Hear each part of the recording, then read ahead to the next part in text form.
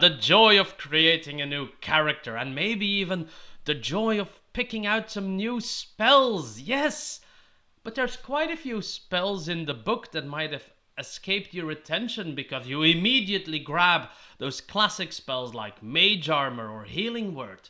So today we're looking at lesser picked level 1 spells that are actually a lot of fun and good at the same time.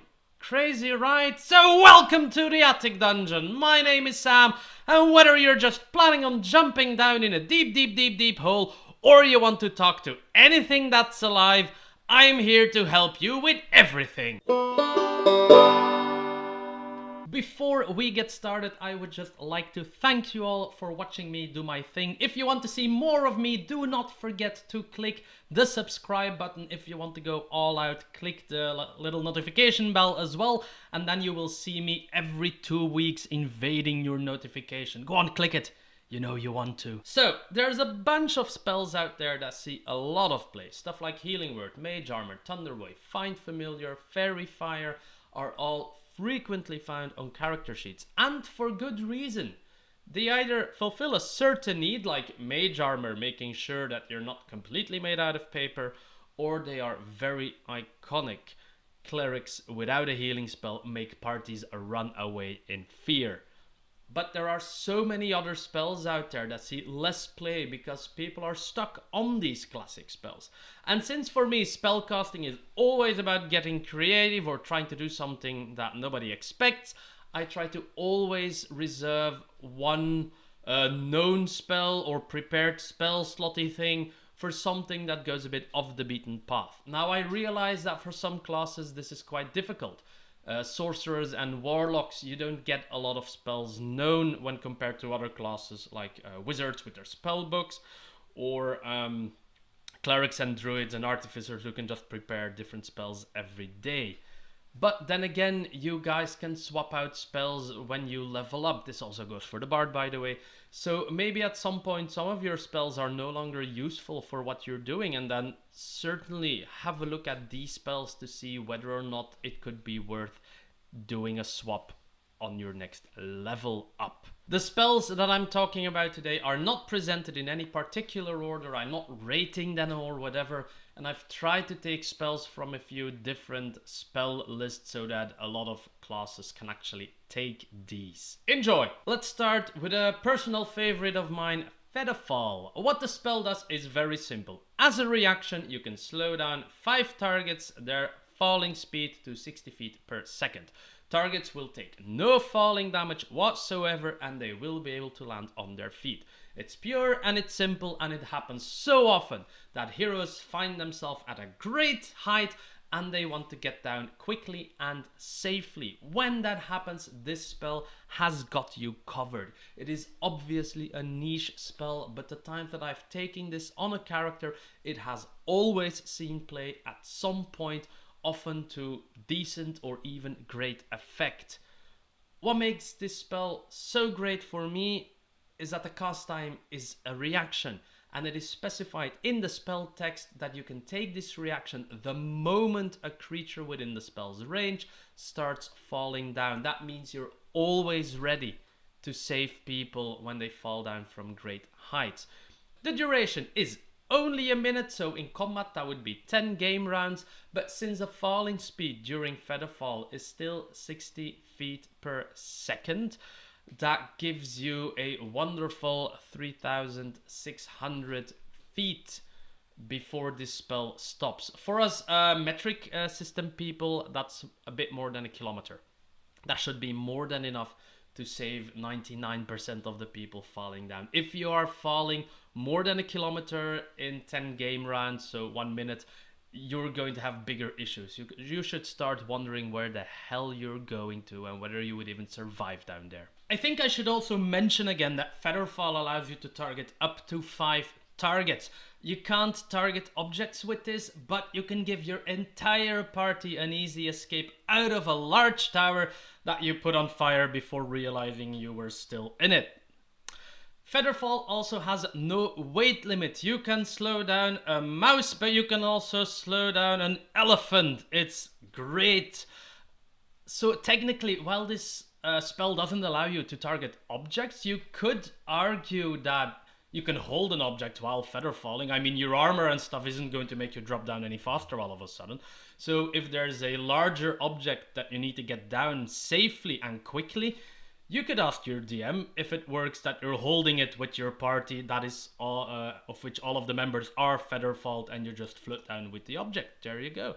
This is a spell for sorcerer, bards, artificer, and wizards. So pick this spell up. It is good. Why is it not in your spell book yet? As I said, I understand that sorcerers, especially, maybe even bards, might have issues picking this spell up immediately, but some of your spells are going to outlive their usefulness, and this one will not. It is always relevant, the power level is constant, and it's a level 1 spell slot to guarantee the safety of your party. So why is it not on your spell list yet? So because I know that quite a lot of you like dealing damage with spells, I made sure to include some damaging spells in this list as well. So next up is Catapult.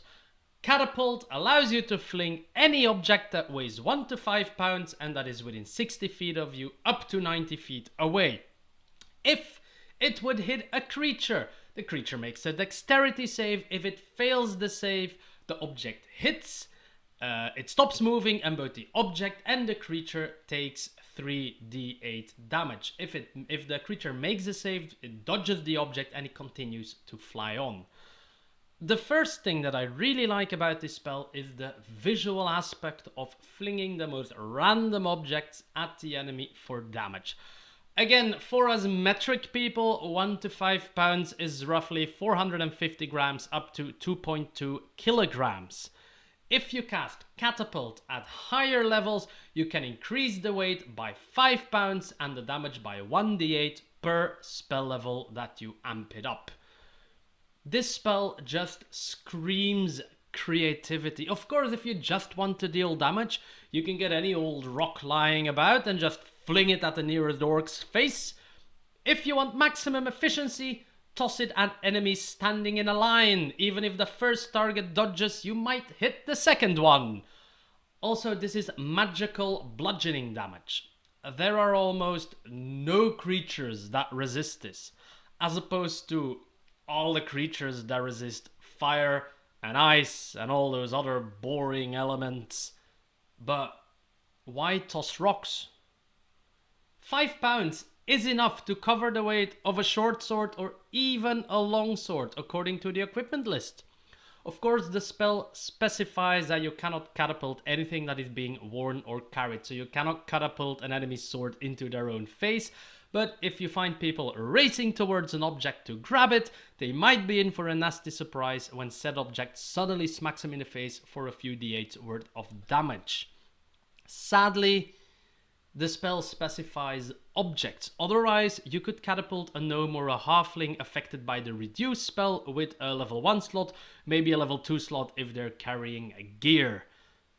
The specification of worn or carried allows us to improvise a bit though. As a DM, I wouldn't count a plate that has a reduced halfling lying on top of it as being worn or carried. So yeah, I don't know. I might be the only one in the game who wants to launch the party's halfling fighter at the enemies flying around on a plate or whatnot, but it would make for one hell of an initiation, especially if you break concentration on the reduce spell afterwards and suddenly there's an angry halfling in front of whatever you're fighting. I don't know. Catapult is just a fun way to get stuff around the battlefield.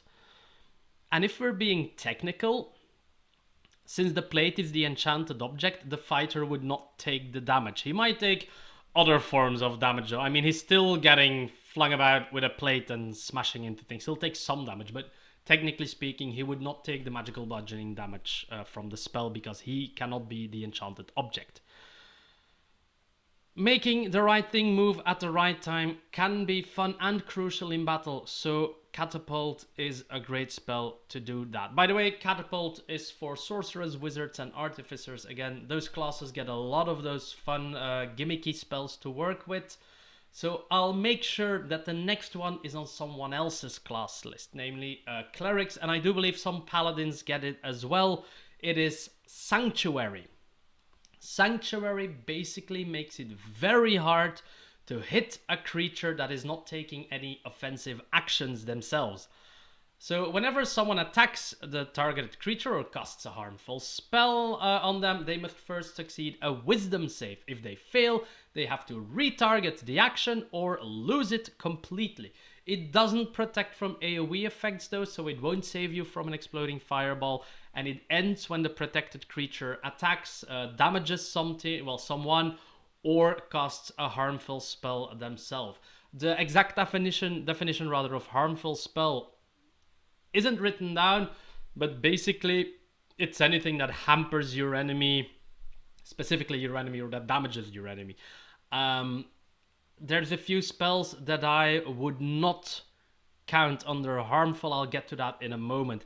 It is a bonus action though, so it can be together in the same action with a cantrip or an attack, which is nice. You can smack something and protect something else, and a lot of low-level creatures have pretty crappy wisdom saves, so this spell is actually a pretty great way to protect something that you have to keep alive at all costs, or maybe even a party member who's in danger of getting knocked out.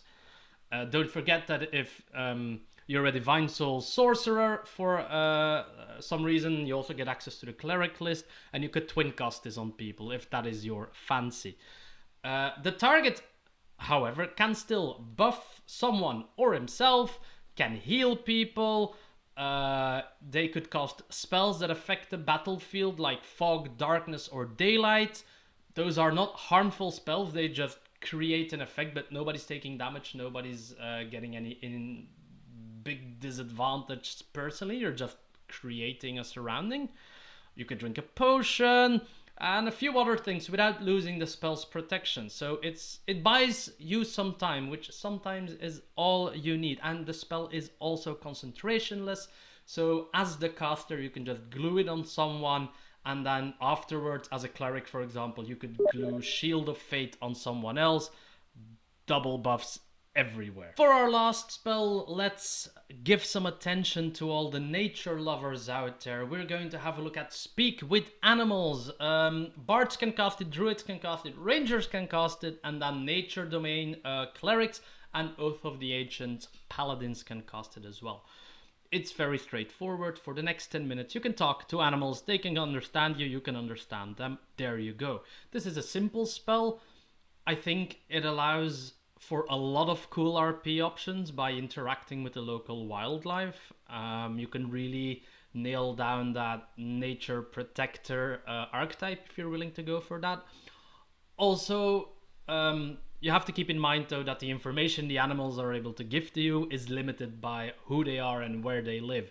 A frog next to a pond of a cultist camp might not know who their leader is, but he might be able to give you a bit of info about the camp itself, if it's not too stupid.